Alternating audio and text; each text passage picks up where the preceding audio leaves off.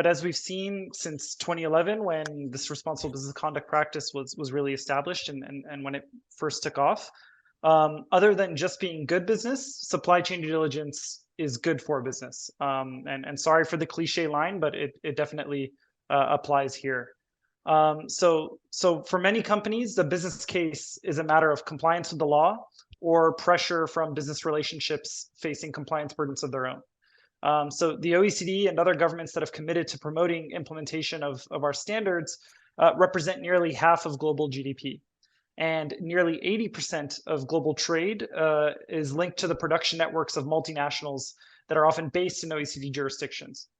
So when our governments, when OECD governments have made supply chain due diligence a legal requirement for businesses, those businesses then cascade those expectations through their supply chains. So on top of regulatory requirements, you also have industry self-regulatory bodies, such as the certification schemes that we talked about earlier, and commodity exchanges as well, that are also increasingly conditioning membership or trade on their platforms with undergoing an audit on your supply chain due diligence practices. So in effect, this means that the market access for responsible business is growing.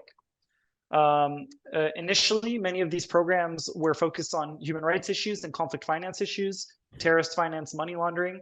But as we've seen in the last few years, and as many governments have taken up, the environmental issue and environmental due diligence in supply chains is increasingly being demanded. So that's the legal compliance costs and the business case on legal compliance. But even in situations where responsible business remains voluntary, the cost of failing to act responsibly is often underestimated.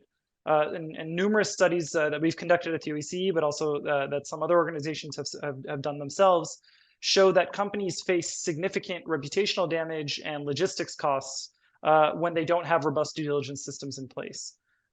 We've seen that in the short term, there are benefits, but it's really, especially in the long term, where those benefits manifest themselves. And for example, as we saw during the pandemic, with the supply chain shocks happening then, companies that took proactive steps to know their supply chains, to make those supply chains more resilient, to address risks related to, for example, worker health and safety, those companies were able to build more short-term viability, and also build medium-term and long-term resilience and recovery. So those are some examples of the business case. I think if I can give one more example, we've seen the business case manifest itself in sustainable finance. A survey we conducted at the OECD a few years ago showed that businesses reported more favorable terms for finance and more access to finance in high-risk contexts in cases where they were able to demonstrate robust supply chain due diligence practices.